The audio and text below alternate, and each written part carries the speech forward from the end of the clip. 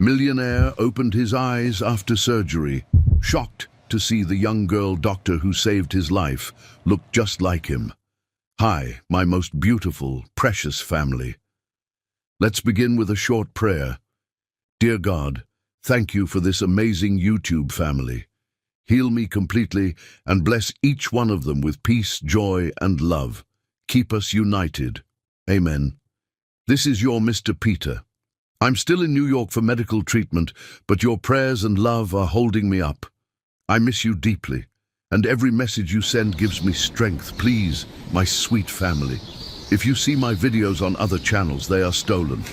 Some people are copying my voice and re-editing old stories. Report them, unsubscribe, and stay only here, our true home. To all our lovely new members, welcome with open arms. Please introduce yourself in the comments. I want to know you. You matter. And one loving request. Please don't leave the story in the middle. If the intro feels long, skip ahead. But stay with the story. Your like and comment can help save this channel. James is here with love while I recover. I'll be back soon, stronger, healthier, and with more love than ever. Now let's begin today's beautiful story, just for you. Chapter 1. The Promise That Golden Hearts Make. Richmond, Virginia, October 15th, 1999. Under a canopy of Virginia stars that sparkled like scattered diamonds on velvet, Mark Vincent knelt on one knee before the woman who had captured his soul completely, unaware that this moment of perfect love would become the foundation for 23 years of regret. The autumn air carried the sweet scent of honeysuckle through Capitol Square, where the bronze statue of George Washington seemed to bless their moment. 24-year-old Mark's hands trembled, not from the crisp October breeze, but from the overwhelming love that threatened to burst from his chest as he gazed up at Teresa Rifon's radiant face. But there was something else in his trembling, something he didn't recognize yet, a hunger that went beyond love, a restlessness that whispered of ambitions larger than the moment. Even as he prepared to propose, part of his mind was calculating the cost of the ring, wondering if the money could have been better invested in his struggling startup. He pushed the thought away. Tonight was about love, not business. Teresa, he whispered, his voice thick with emotion. You are the most beautiful woman I've ever known, inside and out. Teresa's dark eyes sparkled with unshed tears of joy. At 21, she possessed a grace that made heads turn wherever she walked through Richmond's historic streets. Her smooth ebony skin glowed in the moonlight, and her gentle smile could melt the hardest hearts. But it wasn't just her beauty that had captivated Mark. It was her brilliant mind, her compassionate spirit, and her unwavering dream of healing the world as a doctor. Every fiber of my being, Mark continued, pulling out a simple but elegant solitaire ring. He had wanted to buy something larger, more impressive, but his business partner, Linwood Catlett, had convinced him to be practical. Save the flashy jewelry for when Vincent Tech goes public, Linwood had advised. Then you can buy her a diamond the size of a golf ball. Even now, in this sacred moment, Mark found himself thinking about going public, about IPOs and market valuations.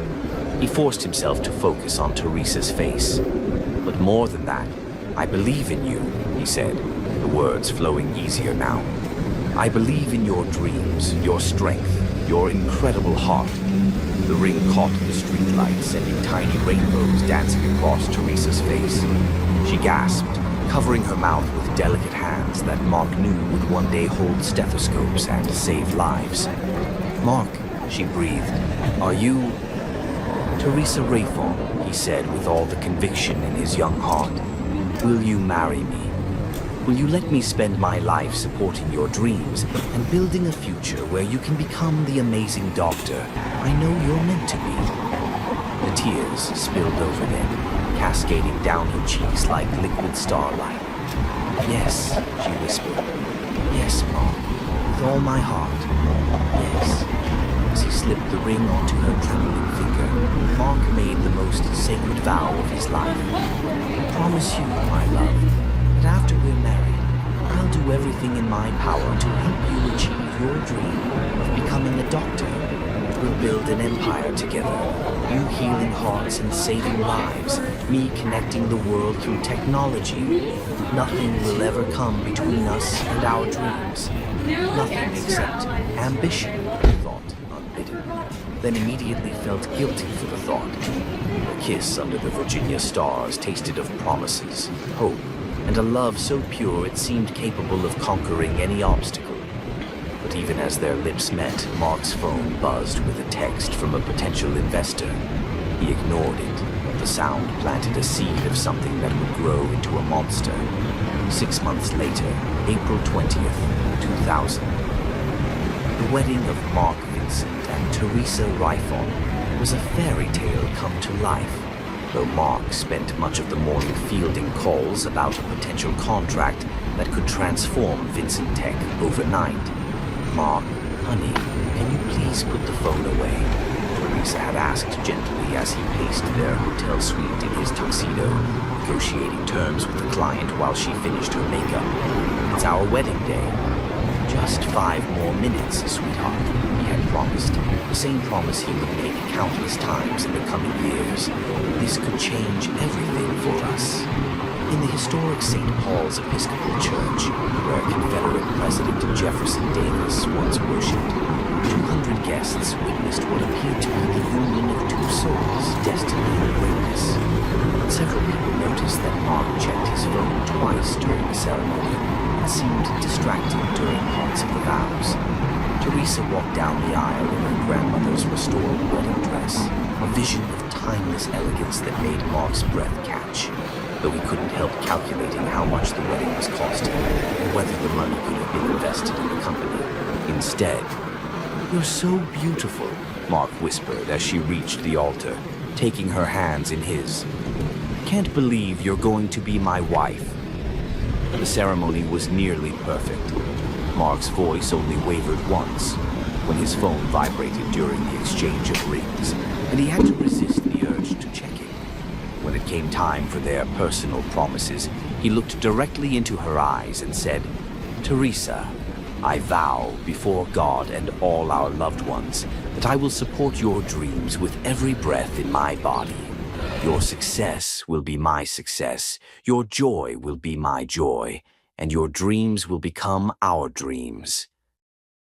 Even as he spoke the words, Mark was thinking about the investor meeting he had scheduled for Monday morning, about the expansion plans that could make him a millionaire by Christmas. Teresa's voice was musical as she responded, "Mark, I promise to love you through all of life's seasons, to be your partner in every adventure, and to build a life with you that touches the world with healing and hope." At the reception in the elegant Jefferson Hotel, Mark couldn't stop checking his phone discreetly. A major tech company was interested in licensing their software, and the negotiations were reaching a critical point. "You're a lucky man, Vincent," said his business partner, Linwood Catlett, clapping him on the shoulder. "She's going to be a hell of a doctor, and you're going to be a hell of a tech mogul. Just remember which one pays the bills." The comment was meant as a joke, but it lodged in Mark's mind like a splinter. "She's everything to me," Mark replied automatically, his eyes never leaving Teresa as she laughed with her bridesmaids. But even as he said it, he was mentally calculating the size of the licensing deal and what it could mean for their future. That night, in their modest honeymoon suite overlooking the James River, Mark held Teresa close as they watched the city lights twinkle below. But his mind was racing with business plans and growth strategies. "Are you ready for this adventure, Mrs. Vincent?" he asked, stroking her hair. "With you by my side?" "I'm ready for anything," she replied, snuggling deeper into his embrace. "Good," Mark said, "because I have a feeling our lives are about to change in ways we never imagined." He was right, though not in the way either of them expected. Their first year of marriage began blissfully. Mark's tech company was showing promising growth, and Teresa threw herself into her pre-med studies at Virginia Commonwealth University. But subtle changes were already beginning. Mark started bringing work home, spreading contracts and business plans across their small dining table while Teresa studied. When she would try to discuss her classes or her dreams of medical school, he would nod absently while typing on his laptop. "How was organic chemistry today?" he would ask without looking up from his screen. "Challenging, but I think I'm getting the hang of it," Teresa would reply. "Professor Williams said I have real potential for medical research." "That's great, honey," Mark would say, already turning back to his work. "Did I tell you about the meeting with the venture capitalists tomorrow?" Every conversation seemed to circle back to Vincentech, to growth projections and market opportunities. Teresa began to feel like she was competing with the company for her husband's attention, and losing. The first major crack appeared during their first Christmas as a married couple. Teresa had planned a quiet evening together, but Mark spent most of Christmas Day on conference calls with investors in California. "Mark," Teresa said quietly as he finished his third call of the day, "it's Christmas. Can't the business wait until tomorrow?" "Success doesn't take holidays, sweetheart," he replied, already dialing another number. "Besides, we're on the verge of something huge. This could set us up for life." "We're already set up for life," Teresa said softly. "We have each other. We have our dreams. We have love." Mark paused, phone halfway to his ear, and for a moment Teresa saw the man she had married flickering in his eyes. But then the phone rang in his hand, and the moment was lost. "I have to take this," he said. "It's the deal I've been working on for months." As he walked away to take the call, Teresa felt the first cold whisper of doubt. Was this the man who had promised to put her dreams first? Was this the future they had planned together? She pushed the thoughts away. Mark was just working hard to build their future. Once the company was established, things would go back to normal. They would go back to being the team they had promised to be. But deep down, in a place she didn't want to acknowledge, Teresa was beginning to understand that some promises are easier to make than to keep, and that love, even the deepest, truest love, can be slowly poisoned by the very success it was meant to create. Standing in their small apartment, watching her husband pace outside on their balcony while negotiating a deal that seemed more important to him than their first Christmas together, Teresa felt the first crack in her heart. She didn't know it yet, but that crack would grow wider with each passing day, fed by Mark's increasing obsession with success and his gradual transformation from the gentleman who had knelt under Virginia's stars into someone she would eventually no longer recognize. The promise he had made that October night, to support her dreams, to build an empire together, to never let anything come between them, was already beginning to crumble, one business call at a time. Chapter 2. When Dreams Turn to Dust. Richmond, Virginia, September 2000. The first crack in their perfect marriage appeared on a Tuesday morning when Mark Vincent answered a phone call that would change everything, though neither of them understood it at the time. "We got it!" he shouted, bursting into their bedroom where Teresa was preparing for her pre-med classes at VCU. "Microsoft wants to license our software platform for $25 million. Teresa dropped her organic chemistry textbook, disbelief washing over her face. $25 million? Mark, are you serious?" "Dead serious," he said, lifting her off her feet. "We're rich, baby. We're actually rich." The Microsoft deal transformed Vincentech from a modest startup into a multi-million-dollar corporation overnight. Within 6 months, their townhouse was replaced by a mansion in Richmond's most exclusive neighborhood. Mark's Honda became a Bentley, and suddenly they were dining with Virginia's political and business elite. But success, Teresa began to realize, was a dangerous drug. The changes started subtly. Mark worked longer hours, missed dinners, canceled their quiet study sessions together. When she tried to discuss her medical school applications over breakfast, he would interrupt with urgent phone calls about acquisitions and expansions. Mark, she said gently one October evening, finding him pacing their marble kitchen while barking orders into his phone. I need to talk to you about my MCAT scores. Not now, Teresa, he said, holding up his hand dismissively. Can't you see I'm dealing with something important? The word important stung like a slap. Her dreams, once the cornerstone of their shared future, were no longer important enough to interrupt his business calls. By early 2001, Mark's net worth had climbed past $100 million. With each new success, each additional zero in his bank account, the gentleman who had promised to help her become a doctor disappeared a little more. The Richardsons are hosting a dinner party next week, Mark announced one evening, not looking up from his tablet. Major investors will be there. You need to buy something appropriate. Something appropriate? Teresa repeated, hurt creeping into her voice. Mark, I've been accepted to UVA medical school. We need to discuss how we're going to… What? His head snapped up as if he'd genuinely forgotten about her medical school plans. The University of Virginia Medical School, she said quietly. Remember? You promised to help me become a doctor. Classes start in the fall. Mark's expression shifted to something she didn't recognize, impatience mixed with condescension. Teresa, be realistic. Medical school. Now, look around you. He gestured to their opulent surroundings. We have everything we could ever want. Why would you throw yourself into 8 years of study when you could be enjoying the life I've built for us? The life you've built? The phrase felt like acid in her throat. What about the life we were supposed to build together? I was young and idealistic when I made those promises, Mark said with casual cruelty. But I've given you a mansion, designer clothes, anything money can buy. Isn't that enough? No, she whispered, tears beginning to blur her vision. I don't want your money. I want my husband back. I want the man who believed in my dreams. Your dreams. His voice turned sharp and cutting. Your dreams of playing doctor while I build an empire? Grow up, Teresa. I need a wife who supports my success, not someone chasing childish fantasies. The arguments became their new normal. Mark's wealth had brought with it an arrogance that poisoned every conversation.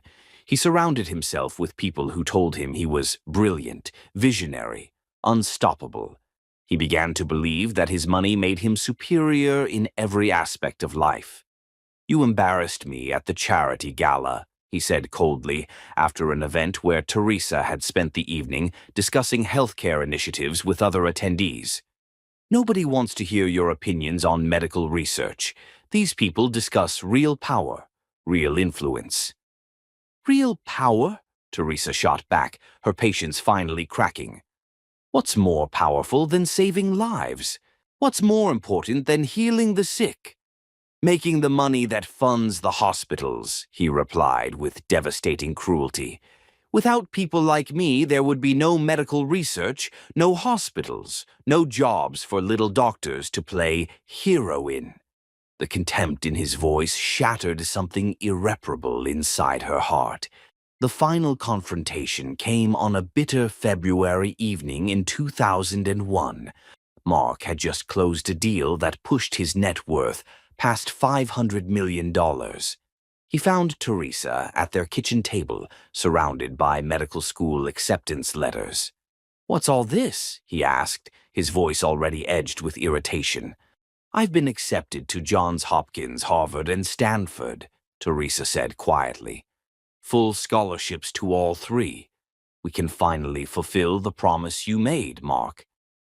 The silence that followed was more terrifying than any argument they'd ever had. When she looked up, she saw something in his eyes that chilled her to the bone. Not just dismissal, but genuine hatred. "You just don't understand, do you?" he said slowly, his voice dangerously quiet. "I am worth over $500 million. I employ thousands of people. I have senators asking for my advice. And you want me to, what? Put my empire on hold so you can play dress-up as a doctor." Play dress-up? Teresa stood slowly, her whole body trembling. "Is that what you think saving lives is?" I think, Mark said with calculated precision, that you're a selfish, ungrateful woman living in a fantasy world. I've given you everything, and you're throwing it back in my face for some childish need to feel important. Childish. Teresa's voice rose to a scream. I want to heal children. I want to cure diseases and save lives. How is that childish? Because it's not about saving lives, Mark roared back. It's about your ego. You can't stand that I'm successful and you're just a housewife. The words hung between them like a death sentence.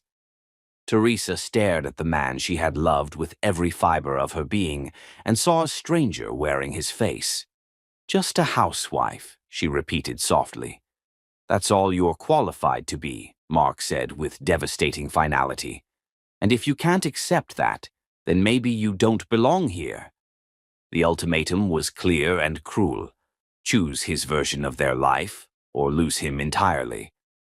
Teresa looked down at the acceptance letters, Harvard, Johns Hopkins, Stanford, then back at her husband. You're right, she said quietly. I don't belong in this life, because this isn't the life we planned together. This isn't the man I married. Fine, Mark said coldly. Then get out. 3 days later, divorce papers were filed. Mark's lawyers crafted an agreement as brutal as it was legal. Teresa would receive nothing. No alimony, no assets, no claim to the company they had built together. Sign it and leave, he told her in his lawyer's office, refusing to meet her eyes. And don't come crawling back when you realize what you've thrown away. Teresa signed with steady hands, though her heart was breaking into a million pieces. As she walked out of that office carrying only her clothes and books, she carried something else Mark would never understand. Her unbroken spirit, her unwavering determination, and a fierce love that would soon create a miracle neither of them could imagine. Chapter 3. The Miracle That Changed Everything. February 28, 2001. The divorce papers felt like ice against Teresa's trembling fingers as she walked out of Richmond's most prestigious law firm into the bitter February morning. The city she had once loved seemed foreign and hostile now. Every corner held memories of the life she was leaving behind, the restaurant where Mark had proposed, the church where they'd married, the boutiques where she'd bought gowns for charity galas that now felt like costumes from someone else's life. Her hands shook as she clutched the single suitcase that contained everything she owned. 28 years old, with nothing but the clothes on her back and a heart shattered into so many pieces she wasn't sure it would ever beat properly again. The weight of her failure crushed down on her shoulders. How had she been so wrong about Mark?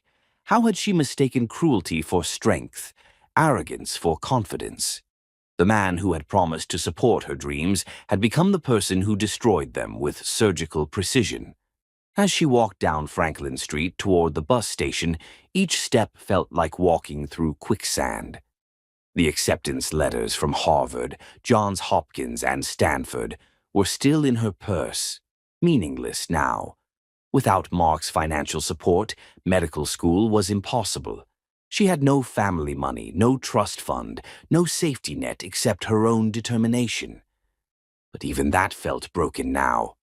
The morning air was sharp and unforgiving, cutting through her coat like the memory of Mark's final words. Don't come crawling back when you realize what you've thrown away. As if she had thrown anything away, as if wanting to heal people was a character flaw instead of a calling. Teresa's vision blurred, and she realized she was crying again. She had cried so much over the past 3 days that she felt empty, hollowed out like a shell on the beach. But the tears kept coming anyway, as if her body was trying to wash away 5 years of shattered dreams. That's when the world tilted sideways. The sidewalk seemed to rush up toward her face. Her knees buckled, and suddenly she was falling, her suitcase clattering across the concrete as her vision went black around the edges. Ma'am, are you okay? A woman's voice, urgent and concerned, cut through the darkness creeping over her consciousness. Teresa felt strong hands catching her before she hit the ground, easing her down onto the cold sidewalk. When her vision cleared, she found herself looking up into the worried face of a stranger. A woman about her own age, with kind eyes and natural hair pulled back in a neat bun. "I'm okay," Teresa whispered, though she clearly wasn't. I haven't eaten. I'm fine." "You are not fine, honey," the woman said firmly, helping Teresa sit up against a storefront wall. "I'm Gracie Taylor, and I'm a nurse at VCU Medical Center. When did you last eat something?" Teresa tried to remember. The past 3 days had been a blur of lawyers and papers and the terrible numbness that came with watching your life disintegrate. Yesterday morning, maybe." Gracie's expression grew even more concerned. "Can you stand? My car's right here. I'm taking you to the hospital." "No," Teresa said quickly, panic flaring in her chest. "I can't afford—" "I didn't ask if you could afford it," Gracie said with gentle firmness. "I said I'm taking you to the hospital. Come on." Something in Gracie's tone brooked no argument. There was a maternal authority there that reminded Teresa painfully of her own mother, who had died of cancer 3 years earlier, another loss that Mark had barely acknowledged in his race toward billion-dollar success. VCU Medical Center was bustling with the controlled chaos that defined all emergency rooms. Gracie used her nursing credentials to fast-track Teresa through triage, explaining to the attending physician that she'd found a young woman who had collapsed on the street. "When did you last have a full meal?" Dr. Patterson asked, checking Teresa's blood pressure and pulse. "A few days ago," Teresa admitted, embarrassed by her own neglect of basic self-care. "Any medications?" "Medical history I should know about?" "No medications. No significant medical history." She paused, then added quietly, I'm going through a divorce. I haven't been taking very good care of myself." Dr. Patterson's expression softened with understanding. "I'm sorry to hear that. Divorce is one of life's most stressful experiences. Let's run some basic blood work, make sure your levels are all normal, and get some food in you." As they drew blood and hooked her up to an IV for fluids, Teresa found herself staring at the ceiling tiles and wondering what she was going to do now. She had exactly $347 in her checking account, no job, no place to live, and no prospects for any of those things. The medical school acceptance letters felt like cruel jokes now. How could she have been so naive to think that dreams were enough? How could she have believed that love would conquer all, that Mark's promise meant anything more than pretty words spoken under starlight? An hour later, Dr. Patterson returned with her test results, his expression unreadable. "Well, Mrs. Vincent," he said, settling into the chair beside her bed, "I have good news and, well, more good news, depending on how you look at it." "I'm not Mrs. Vincent anymore," Teresa said quietly. "The divorce was finalized this morning. It's Ms. Riffon now." "Ms. Riffon, then. Your blood work shows that you're dehydrated and malnourished, but those are easily corrected. Your blood sugar is low, which explains the fainting. But there's something else." He paused, and Teresa felt her heart skip with sudden fear. "What is it? What's wrong?" "Nothing's wrong," Dr. Patterson said with a gentle smile. "Ms. Riffon, you're pregnant. About 6 weeks along, based on your hormone levels." The words hit her like lightning. For a moment she couldn't breathe, couldn't think, couldn't process what he had just said. That's impossible," she whispered. "The test is quite conclusive. Congratulations, you're going to be a mother." Pregnant. The word echoed through her mind like a bell tolling. She was carrying Mark's child, the child of the man who had just destroyed her life and called her dreams childish fantasies. But as the shock began to wear off, something unexpected happened. Instead of despair, she felt something she hadn't experienced in months. Purpose. Her hand moved instinctively to her still flat stomach. There was a life growing inside her, an innocent life that had nothing to do with Mark's cruelty or her shattered dreams. A child who would need her, depend on her, love her unconditionally. "Are you all right?" Dr. Patterson asked, concerned by her long silence. "I dot." Teresa's voice caught. "Will I be all right? The baby, I mean, with the stress, the not eating." "Early pregnancy is remarkably resilient," he assured her. "Start taking prenatal vitamins, eat regular meals, get plenty of rest. The baby should be fine. The baby, her baby." The phrase sent a fierce protectiveness surging through her veins. "Doctor," she said slowly, "I need to ask you something, and I need you to be completely honest with me." "Of course." "I'm 28 years old. I have no money, no job, no place to live. But I want this baby more than I've ever wanted anything in my life. Is it possible, really possible, for someone in my situation to raise a child alone?" Dr. Patterson studied her face for a long moment. "It won't be easy," he said finally. "Single motherhood is one of the hardest jobs in the world. But I've seen women overcome incredible obstacles to give their children good lives. The question isn't whether it's possible, it's whether you're strong enough." Teresa thought about everything she'd endured. The slow death of her marriage, Mark's systematic destruction of her self-worth, the humiliation of walking away from 5 years of her life with nothing to show for it.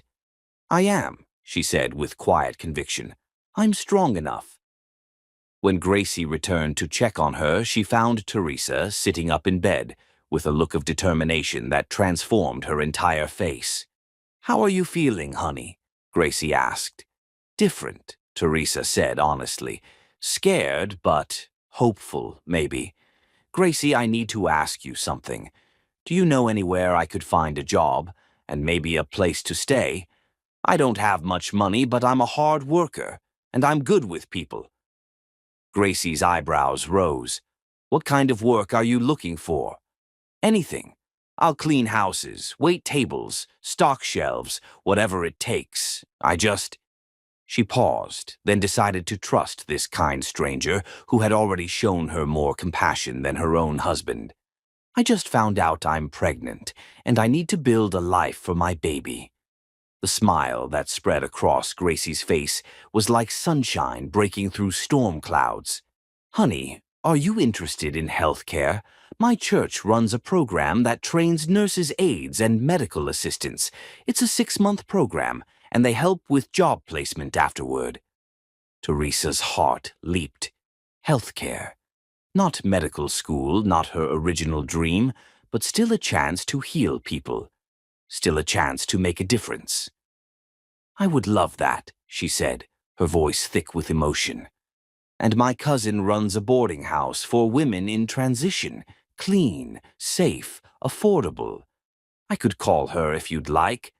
For the first time in days, Teresa felt tears of gratitude instead of grief. "You would do that for me. But you don't even know me." "I know enough," Gracie said simply. "I know you're a woman who needs help, and I know I've been blessed with the ability to help. That's enough."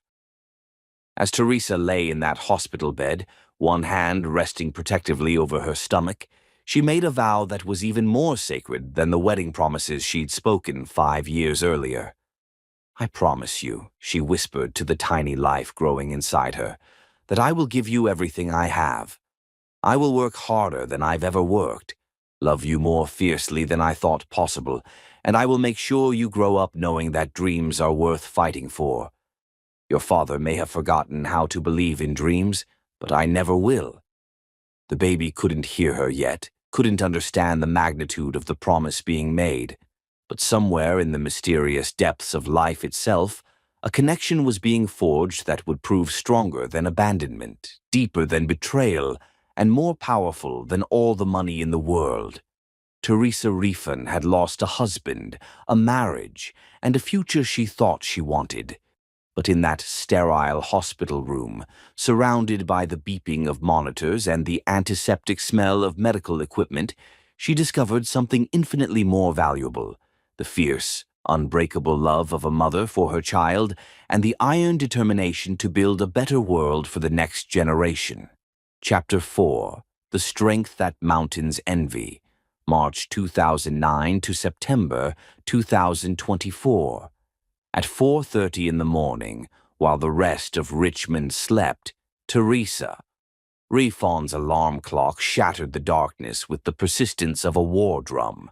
15 years had passed since that life-changing morning in the hospital, and Teresa had learned to function on 4 hours of sleep like a machine designed for endurance rather than comfort. Her small apartment in Church Hill, a far cry from the mansion she'd once called home, was spartanly furnished but immaculately clean, every inch serving a purpose in the carefully orchestrated symphony of survival she'd composed for herself and her daughter. She moved through her morning routine with the efficiency of a military operation. Shower, 4 minutes. Coffee, brewing while she dressed in scrubs. Check on Emilia, still sleeping peacefully, textbooks scattered around her like fallen soldiers after a long battle with calculus and organic chemistry. At 14, Emilia was already taller than her mother, with Mark's piercing green eyes and Teresa's determined chin. She had inherited the best of both parents, her father's sharp intellect and her mother's compassionate heart, but none of his cruelty or arrogance. Teresa had made sure of that. "Morning, baby girl," Teresa whispered, pressing a gentle kiss to Emilia's forehead. The teenager stirred but didn't wake. She'd been up until midnight working on an advanced placement biology project that most college students would find challenging. At 15, Emilia was already taking college-level courses through a dual enrollment program. At 16, she'd graduated high school as valedictorian. At 18, she'd been accepted to medical school with a full scholarship based on her extraordinary test scores and her heartbreaking admissions essay about wanting to follow in her mother's footsteps as a healer. But none of that had come easily.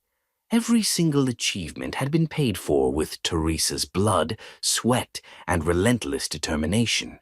The first years had been the hardest. Pregnant and alone, Teresa had thrown herself into the nursing aid program Gracie Taylor had recommended. While other students complained about the long hours and demanding coursework, Teresa attacked each assignment like her life depended on it. Because it did. "You've got something special," her instructor, Mrs. Emmett Dinwiddie, had told her after Teresa scored the highest marks in the program's history. "You've got the touch. Patients trust you instinctively." Teresa had cried that night, not from sadness but from relief. She had found her calling, even if it wasn't the path she'd originally planned. She was good at this. She was making a difference, one patient at a time. When Emilia was born on a snowy December morning in 2004, Teresa took one look at her daughter's perfect face and made a promise that became her North Star for the next 20 years. "You're going to have every opportunity I never had, sweetheart. Every single one." The early years were a blur of 18-hour days. Teresa worked the night shift at VCU Medical Center, caring for patients while Emilia slept in the hospital's childcare facility. During the day, she worked as a home health aide for elderly patients, bringing Emilia along in a carrier as she administered medications and provided companionship to people whose families had forgotten them. "She's such a good baby," Mrs. Lelia Skipwith, one of her regular patients, would say, as she watched Emilia play quietly with educational toys while Teresa checked her blood pressure. "Smart, too. Look how she studies everything with those big eyes." Money was always tight. There were weeks when Teresa survived on peanut butter sandwiches so Emilia could have fresh fruit and vegetables. There were months when she wore the same 2 pairs of scrubs over and over, washing them by hand in the sink because she couldn't afford the laundromat. But she never, ever let Emilia see her despair. "Mama, Why don't we have a big house like the other kids? 4-year-old Amelia had asked once after visiting a classmate's home in the suburbs. Because we have something better, Teresa had replied, pulling her daughter onto her lap. We have each other and we have dreams. Big houses are nice, but dreams are magic. They can take you anywhere in the universe. Where do dreams come from, Mama? From love, baby girl. From love and hard work and never ever giving up. When Amelia was 5, Teresa made the decision that changed everything. She enrolled in nursing school. It meant 3 more years of impossible schedules, mountains of debt, and studying until her eyes burned with exhaustion. But it also meant better pay, more opportunities, and, most importantly, showing Amelia that education was the key to freedom. Why do you study so much, Mama? 8-year-old Amelia would ask, finding Teresa hunched over anatomy textbooks at the kitchen table at midnight. Because knowledge is power, sweetheart, Teresa would reply, making space on her lap for her daughter. The more you know, the more you can help people, and helping people is the most important job in the world. Amelia absorbed these lessons like a sponge. By age 10, she was reading medical journals for fun. By 12, she could discuss cellular biology with the confidence of a graduate student. By 14, she had decided she wanted to be a surgeon. Not just any surgeon, she told her mother on her 15th birthday. I want to be a cardiac surgeon. I want to fix people's hearts. Teresa's own heart nearly burst with pride. Her daughter wanted to heal hearts, literally and figuratively. It was poetic justice of the most beautiful kind. The sacrifices multiplied as Amelia's academic needs grew more complex. Advanced textbooks cost hundreds of dollars. Laboratory equipment for home experiments required careful budgeting. College application fees, SAT prep courses, medical school entrance exam materials. Each expense was a mountain Teresa climbed through extra shifts and weekend work. I could get a job, Amelia offered when she was 16, seeing her mother's exhaustion after pulling 3 consecutive double shifts. I could help with expenses. Absolutely not, Teresa said firmly. Your job is to study. My job is to make sure you can study. That's how we're going to change the world, baby girl. Together. By the time Amelia was accepted to medical school at 18, the youngest student in the program's history, Teresa had been promoted to head nurse in the Pediatric Intensive Care Unit at VCU Medical Center. She specialized in caring for children with heart conditions, partly because the work fulfilled her, and partly because she wanted to understand the field her daughter would one day enter. You know, Dr. Cadwallader Sterling, the chief of surgery, told Teresa one day as they worked together to stabilize a 6-year-old with a rare cardiac defect, your daughter reminds me of you. She has that same instinct, that same gentle touch with patience. She's going to be 10 times the healer I am, Teresa replied, adjusting the child's IV with practiced precision. That's saying something. You're the best pediatric nurse I've ever worked with. The compliment meant more to Teresa than Dr. Sterling could possibly know. She had built her career on competence, compassion, and an unshakable dedication to healing, all the things Mark had once dismissed as worthless fantasies. When Amelia entered medical school, she threw herself into her studies with the same fierce determination her mother had shown. She was brilliant, yes, but more than that, she was driven by a purpose that went beyond personal ambition. She wanted to honor her mother's sacrifices. She wanted to vindicate every dream that had been crushed and rebuilt. I'm going to specialize in cardiac surgery, Amelia announced during her 2nd year, and I'm going to revolutionize the field. That's my girl, Teresa said, tears of pride streaming down her face. And Amelia did revolutionize the field. Her innovative surgical techniques developed during her residency reduced recovery times and improved success rates for complex heart operations. Medical journals published her research. Conferences invited her to speak. At 20, she was already being hailed as a prodigy who would reshape cardiac surgery. But for all her professional success, Emilia remained the same loving, grounded young woman Teresa had raised. She called her mother every day. She spent her rare free time volunteering at community clinics in underserved neighborhoods. She never forgot where she came from or who had made her success possible. "Everything I am, I owe to you," Emilia told her mother on the night before her first solo surgery. "You gave up everything for me." "I didn't give up anything," Teresa replied, holding her daughter's hands in her own. "I invested everything in something infinitely more valuable than money or status. I invested in love and in dreams and in the future. And look what it created. You." Now, at 42, Teresa looked back on 20 years of struggle and sacrifice with no regrets. She had kept every promise she'd made to her unborn daughter in that hospital room so long ago. She had worked harder than she thought humanly possible. She had loved more fiercely than she knew she was capable of. And she had raised a young woman who would indeed change the world. Standing in her small apartment in the pre-dawn darkness, watching her brilliant daughter sleep surrounded by medical textbooks, Teresa smiled. Mark Vincent had called her dreams childish fantasies. He had dismissed her ambitions as worthless. He had thrown her away like garbage and never looked back. But he had been wrong about everything that mattered.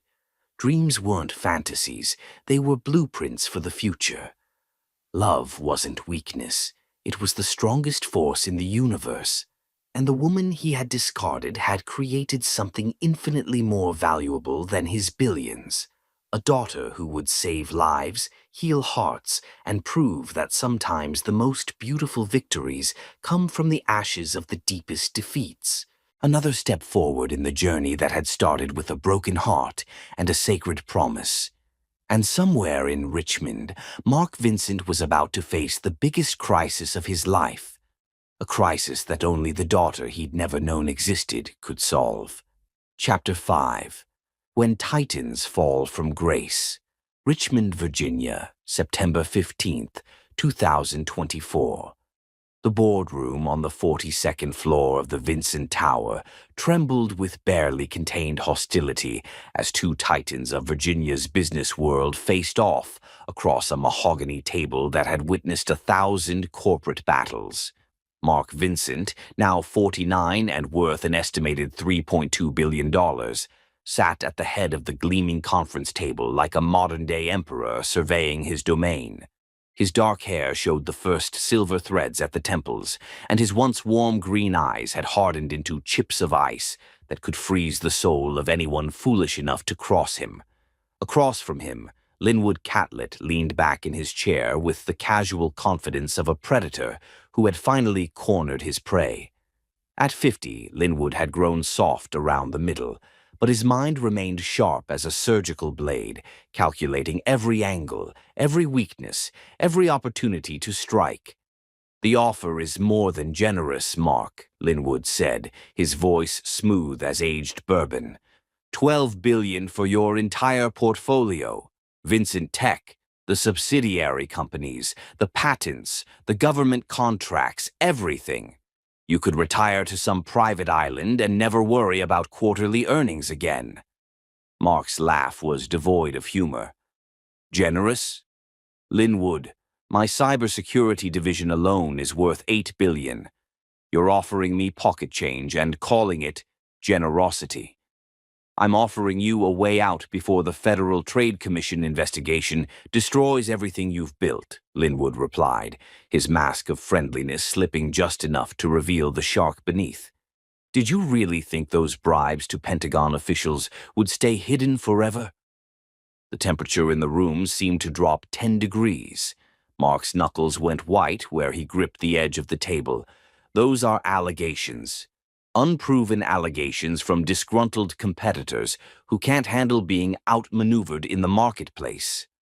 Allegations backed by 40,000 pages of documentation and recorded phone conversations," Linwood said with devastating calm. "Face reality, Mark. Your empire is built on quicksand, and the tide is coming in. Take my offer while you still can." Mark rose from his chair with the fluid grace of a man accustomed to commanding rooms full of powerful people. At 6 feet 2 inches, he still cut an impressive figure in his handmade Italian suit, but those who knew him well might have noticed the slight tremor in his hands, the almost imperceptible tightness around his eyes that spoke of sleepless nights and mounting pressure. "Get out," he said quietly. "Get out of my building, off my property, and out of my sight. When I destroy you, and I will destroy you, Linwood, it's going to be both professional and personal." Linwood stood as well, straightening his tie with deliberate slowness. "You always were too proud for your own good. Pride goeth before the fall, old friend, and yours is going to be spectacular." As the door closed behind his former business partner and oldest friend, Mark felt something he hadn't experienced in over a decade. Genuine fear, not the mild anxiety of a difficult negotiation or the excitement of a risky investment, but the bone-deep terror of a man who suddenly realized he was standing on the edge of an abyss. The FTC investigation was real. The documented evidence was damning. And if Linwood was willing to offer $12 billion for companies he knew were about to collapse, then the situation was even worse than Mark's lawyers had admitted. He pressed the intercom button with more force than necessary. "Lelia, get in here, now." Lelia Skipwith glided into the office with the practiced elegance of a woman who had been groomed from birth to move in the highest circles of society. At 35, she was stunningly beautiful in an ice queen way that complemented Mark's own coldness perfectly.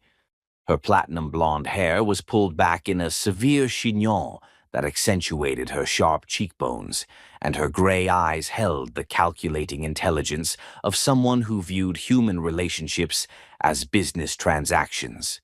"Darling," she said, settling into the chair across from his desk with fluid grace. "You look positively murderous. Did the meeting with Linwood not go well?" "He offered $12 billion for everything," Mark said, loosening his tie with sharp, angry movements. $12 billion, as if I'm some desperate startup founder ready to sell out at the first sign of trouble. Lelia's perfectly sculpted eyebrows rose a fraction of an inch, the equivalent of shock in her carefully controlled emotional repertoire. $12 billion. That's less than half what the companies are actually worth.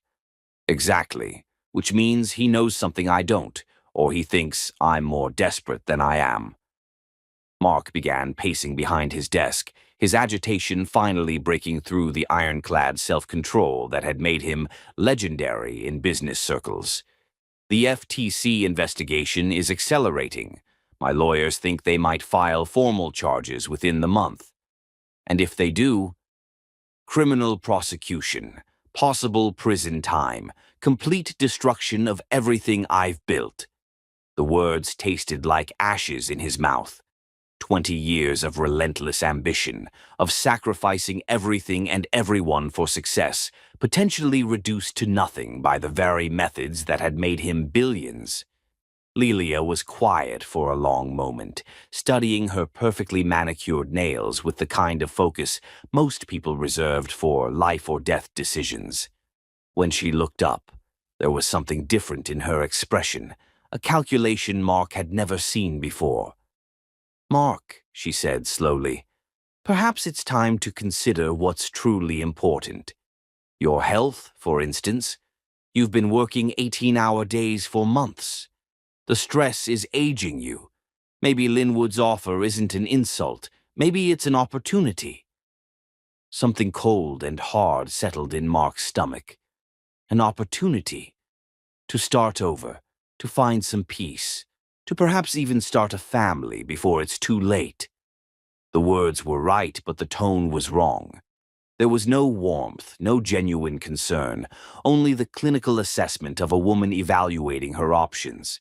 "Are you seriously suggesting I sell everything and disappear?" Mark asked, his voice dropping to a dangerous whisper. "I'm suggesting you face reality," Lelia replied, her own mask slipping to reveal something calculating and cold. I'm 35 years old, Mark. I want children, a stable future, a husband who isn't facing potential criminal charges. If you can't provide that—" She didn't finish the sentence. She didn't need to. The threat hung in the air between them like a blade poised to fall. Mark stared at his fiancée, the woman he had chosen to replace Teresa, precisely because she was nothing like her, because she understood power and accepted his priorities without question, and realized that she was already gone. Oh, she might stay through the engagement party next month, might even wait until the trial if she thought there was still money to be made. But her loyalty, such as it was, had an expiration date measured in quarterly profits and a social standing. "I see," he said quietly. "And if I don't take Linwood's offer?" "If I choose to fight."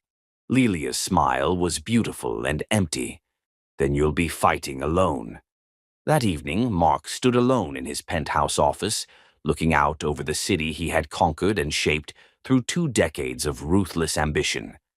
Richmond spread below him like a glittering circuit board, each light representing a life he had never bothered to consider, a dream he had never cared to understand. The irony wasn't lost on him. He was worth over $3 billion, controlled companies that employed tens of thousands of people, owned properties in 6 countries, and commanded the respect, or at least the fear, of senators and governors. But he was utterly alone. No real friends, no family who cared about him as anything more than a source of money. A fiancée who was already planning her exit strategy. Business associates who would abandon him the moment his usefulness ended. When had it all gone so wrong? When had the pursuit of success become a race toward isolation? The answer came to him unbidden. February 28th, 2009. The day he had watched Teresa sign the divorce papers and walk out of his life forever. The day he had chosen pride over love, money over meaning, power over the only person who had ever seen him as more than the sum of his net worth. But that was ancient history now, water under a bridge that had been burned to ashes long ago. Teresa was probably married to some suburban accountant, living in a modest house with 2.5 children and a golden retriever. She had probably forgotten all about her medical school dreams and settled into the kind of ordinary life he had always despised. The thought should have brought him satisfaction. Instead, it felt like a knife twisting in his chest. His phone buzzed with an urgent text from his head of security. "Sir, something's wrong. You need to get to the hospital immediately." Mark's blood turned to ice. "Hospital? What hospital? Why?" The response came immediately.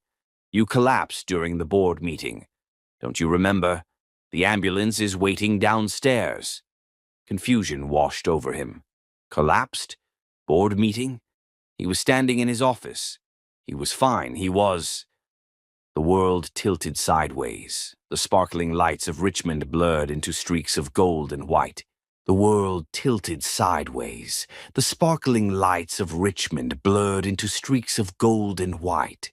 The floor rushed up toward his face, and Mark Vincent, billionaire, titan of industry, master of his universe, crumpled like a discarded piece of paper, his body betraying him just as completely as every other relationship in his life.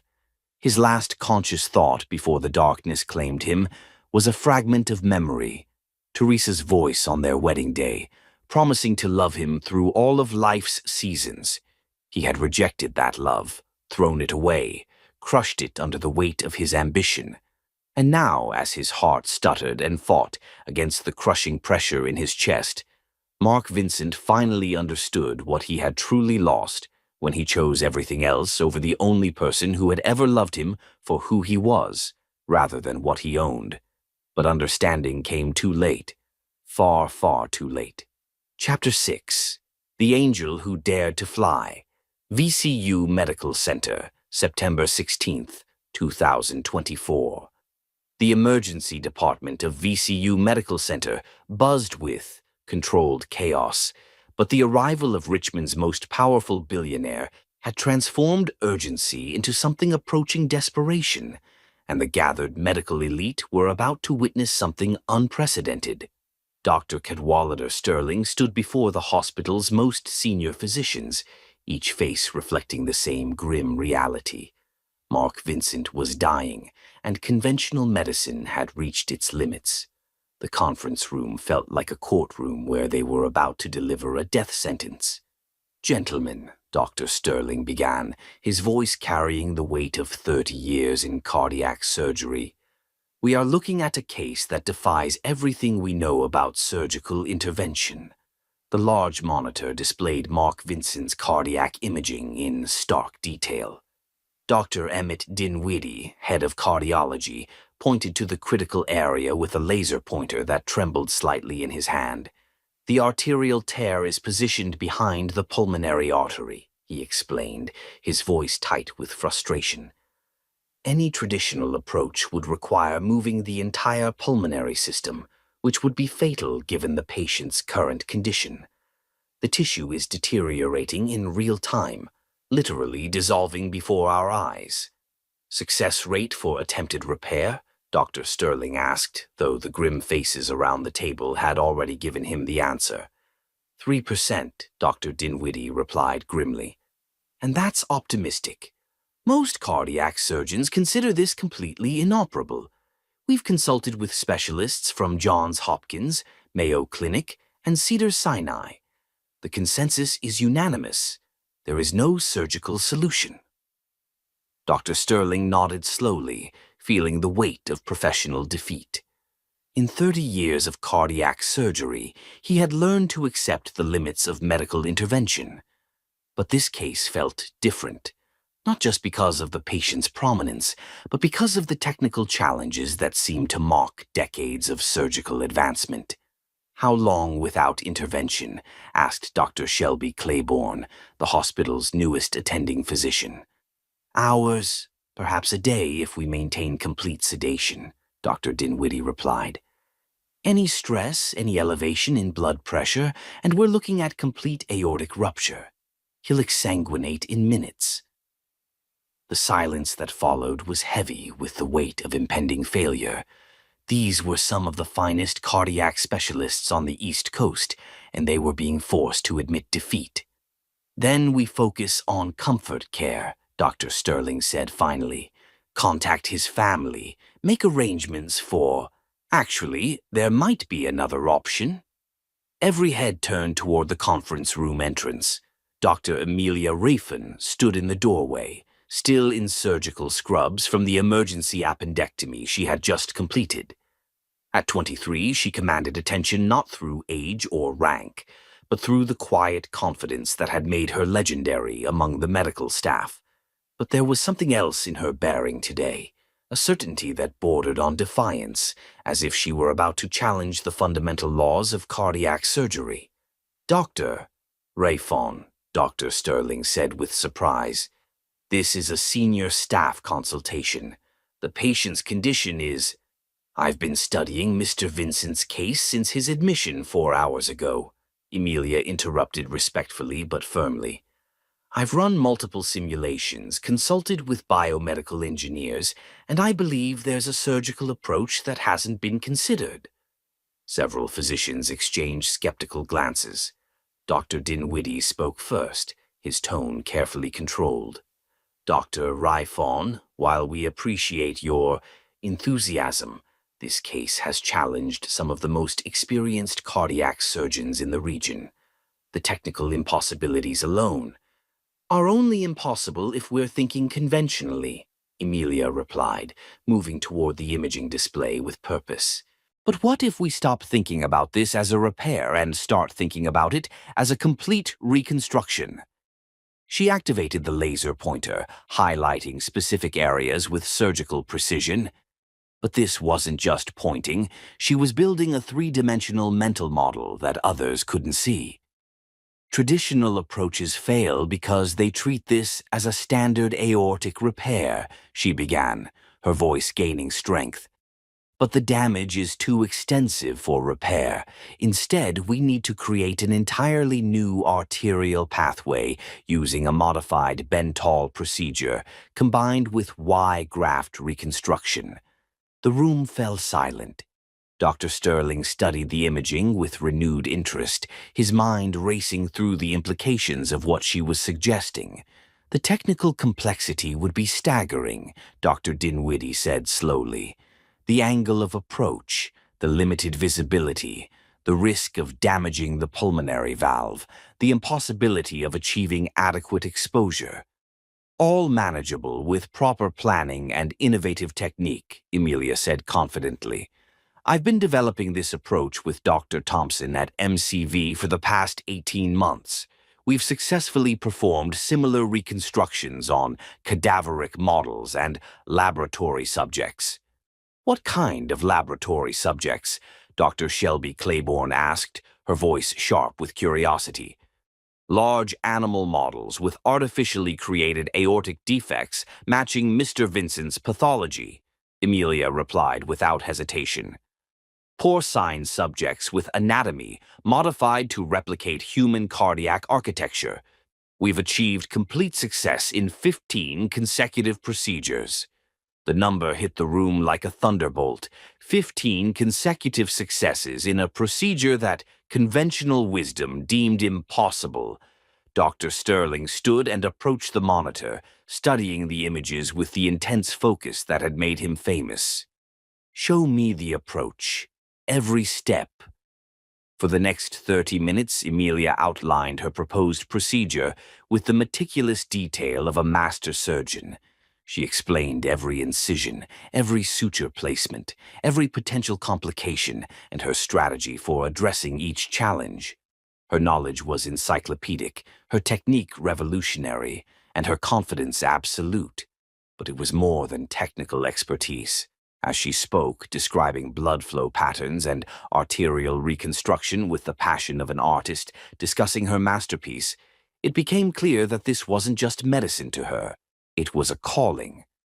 The key insight, she said, highlighting a critical area on the imaging, is understanding that we're not fixing a heart.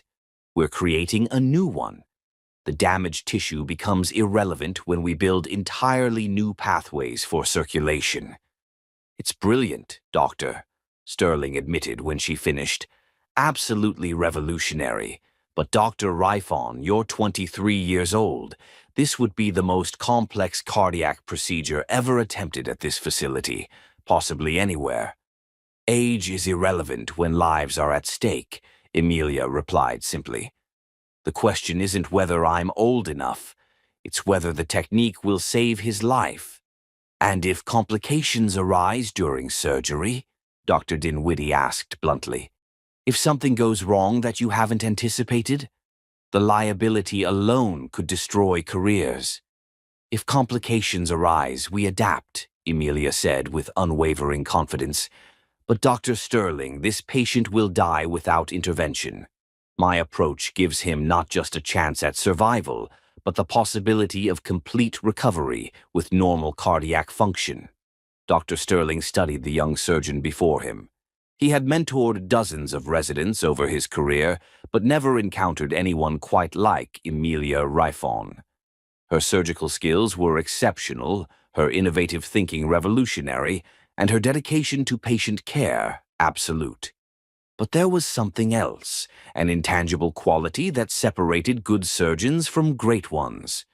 Call it instinct, call it genius, call it divine inspiration. Whatever it was, Emilia possessed it in abundance. Dr. Rifon, he said slowly, what you're proposing has never been attempted on a living patient. The surgical complexity alone would challenge surgeons with decades of experience. Are you absolutely certain you can perform this procedure? Emilia met his gaze without flinching. Doctor, Sterling, I've been preparing for this case my entire life. Every surgery I've performed, every technique I've mastered, every moment I've spent in this hospital has been training for cases exactly like this one. I don't just think I can save Mr. Vincent's life. I know I can. The conviction in her voice was absolute. There was no doubt, no hesitation, no false bravado, just the quiet certainty of someone who had looked into the abyss of death and chosen to fight. Dr. Sterling was quiet for a long moment, weighing decades of experience against the revolutionary thinking of youth. Around the room, other physicians waited for his decision, knowing that whatever he chose would either save a life or end several careers. Finally, he nodded slowly. "Very well, Doctor. Rifon, the case is yours, but you won't be operating alone. I'll be your primary assist, and we'll have the entire cardiac team standing by. If anything goes wrong, anything at all, I'm taking over immediately." "Understood," Emilia replied, though something in her expression suggested she had no intention of relinquishing control once she began. "When do you want to proceed?" Dr. Dinwiddie asked, already knowing the answer. "Within the hour," Emilia said without hesitation. "Mr. Vincent's condition is deteriorating rapidly. Every minute we delay increases the risk of catastrophic rupture. We need to get him into surgery immediately." As the medical team dispersed to prepare for what would either be the most successful surgery in the hospital's history or its most spectacular failure, Dr. Sterling pulled Emilia aside. "Dr. Rifon," he said quietly, "I want you to understand what you're taking on. If this surgery fails, it won't just end your career. It will destroy you personally and professionally. The media attention, the lawsuits, the professional scrutiny. Are you prepared for that?" Emilia looked up at him with eyes that seemed far older than her 23 years. "Dr. Sterling, I became a surgeon for one reason: to save lives. If I was worried about my career, I'd be in a different specialty. Mr. Vincent is dying, and I can save him. That's all that matters." As she walked away to prepare for the surgery that would define her career, Dr. Sterling found himself smiling. In 40 years of medicine, he had rarely encountered such pure dedication to the art of healing. This young woman wasn't just technically gifted, she embodied everything the medical profession should represent. What none of them knew was that in 2 hours, Dr. Emilia Rifon would be operating on her own father, setting in motion events that would heal far more than just a damaged heart. But first, she would have to perform a miracle. Chapter 7, 9 hours between heaven and earth. Medical Center Operating Room, 3. September 16th, 2024. At exactly 3:47 p.m., Dr. Emilia Rifon made the first incision into Mark Vincent's chest, and with it began a surgical marathon that would test the limits of human endurance, medical innovation, and the thin line between life and death. The operating room had been transformed into something resembling NASA mission control. Banks of monitors displayed real-time imaging from 4 different angles. A team of 15 specialists surrounded the table, each one a master of their domain. The cardiac pulmonary bypass machine hummed with mechanical precision, temporarily sustaining the life of Richmond's most powerful man. But for all the high-tech equipment and assembled expertise, the next 9 hours would ultimately depend on the steady hands and brilliant mind of a 23-year-old woman who had never attempted anything this complex on a living patient. "Beginning thoracotomy," Emilia announced, her voice steady despite the magnitude of what lay ahead. Her first incision was perfect, deep enough to provide access, precise enough to minimize trauma. Dr. Sterling, serving as her primary assistant, watched with the focused intensity of a master craftsman observing a protégé. "Clean technique," he murmured approvingly. "Textbook precision." But Emilia wasn't following any textbook. This surgery existed in uncharted territory. "Vitals stable," reported Dr. Sarah Chen, the anesthesiologist. "Blood pressure 115/75. Heart rate holding at 68. 3 floors above, Teresa Rifon was finishing her shift in the pediatric ICU, unaware that the most important surgery of her daughter's career was taking place directly below her feet. She had seen the increased security and media presence around the hospital, but assumed it was related to some visiting dignitary. "Nurse Rifon," called Doctor. "Gracie Taylor, we've got incoming trauma. 6-year-old pedestrian versus vehicle, possible internal bleeding." Teresa nodded, immediately shifting into crisis mode. She had no idea that her daughter was fighting a different battle just 3 floors down. Back in OR3, Emilia had successfully opened Mark's chest and was now facing the most challenging part of the procedure, accessing the damaged aorta without causing catastrophic bleeding. "Beginning cardiac bypass," she announced.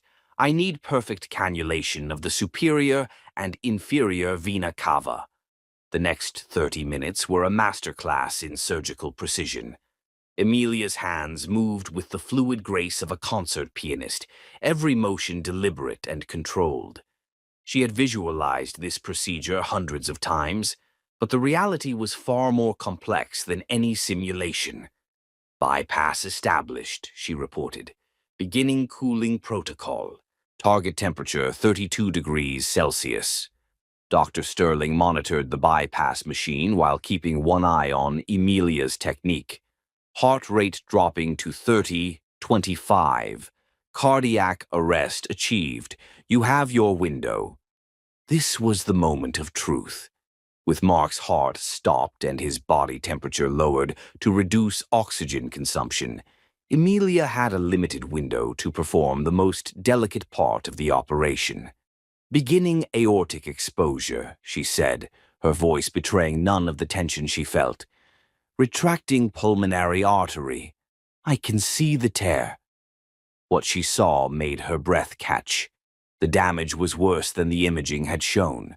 The arterial wall wasn't just torn, it was deteriorating in real time, like tissue paper dissolving in water. "Jesus," whispered Dr. Dinwiddie from the observation gallery. "The entire ascending aorta is compromised." Emilia felt a moment of doubt, the first since beginning the procedure. Any traditional approach would be impossible. The damage was too extensive, the tissue too fragile. But doubt was a luxury she couldn't afford. "Requesting additional imaging," she said calmly. "I need to see the extent of the deterioration." The new scans revealed the full scope of the challenge. The damage extended further than anyone had realized, involving not just the ascending aorta, but portions of the arch as well. "Dr. Rafon," Dr. Sterling said quietly, "perhaps we should consider—" "No," Emilia interrupted firmly. "I can do this, but I need to modify the approach." For the next hour, she worked with methodical precision, carefully dissecting around the damaged areas while maintaining perfect hemostasis. Every cut was deliberate, every suture placed with surgical artistry. Then disaster struck. "Pressure dropping," Dr. Chen called out urgently. "We're losing him." Blood erupted from somewhere deep in the surgical field. The monitors began alarming as Mark's blood pressure plummeted despite the bypass machine. "Where's the bleeding coming from?" Dr. Sterling demanded, immediately moving to assist. Emilia's hands never stopped moving, her eyes scanning the surgical field with laser focus. "There, posterior wall of the left atrium. Must have nicked it during retraction." "Can you get control?" "Working on it," Emilia replied, her voice ice-cool despite the crisis. She placed a vascular clamp with millimeter precision, immediately stopping the hemorrhage. "Bleeding controlled. How are his numbers?" "Pressure stabilizing," Dr. Chen reported. "But we've lost significant volume. Transfusion protocol initiated." The near catastrophe had cost them precious time, but Emilia's response had been flawless. She hadn't panicked, hadn't hesitated, hadn't asked for help. She had simply fixed the problem and moved on. That, Dr. Sterling said quietly, was exceptional crisis management. But the real test was still ahead. With the bleeding controlled and Mark's condition stabilized, Emilia began the most innovative part of her procedure, the Y-graft reconstruction. "Beginning graft placement," she announced. "This is where we make history." For the next 3 hours, she worked with artistic precision, creating an entirely new pathway for blood flow that bypassed all the damaged tissue. The technique was so novel that several cardiac surgeons from other hospitals had quietly gathered in the observation gallery to witness it.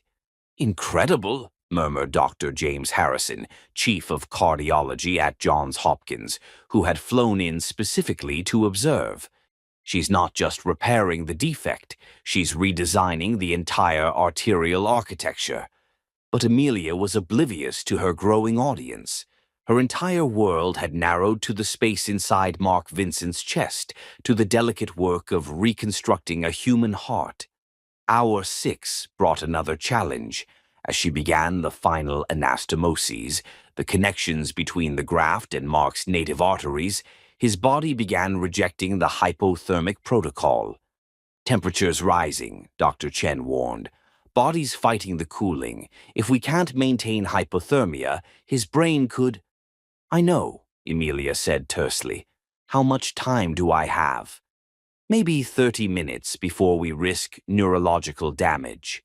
30 minutes to complete work that would normally take an hour."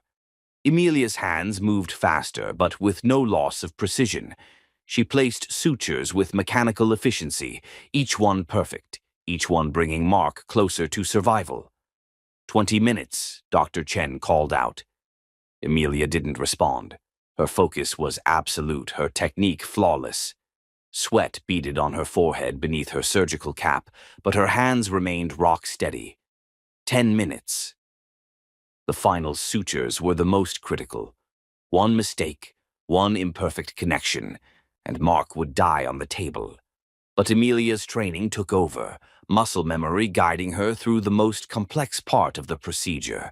"Final anastomosis complete," she announced with 5 minutes to spare, preparing for reperfusion.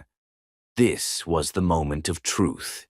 Either the new pathway would function perfectly, or Mark Vincent would die despite 9 hours of surgical artistry. "Removing aortic clamp," Amelia said, her voice steady despite the magnitude of the moment. The monitors began displaying new information as blood flow resumed through the reconstructed vessels.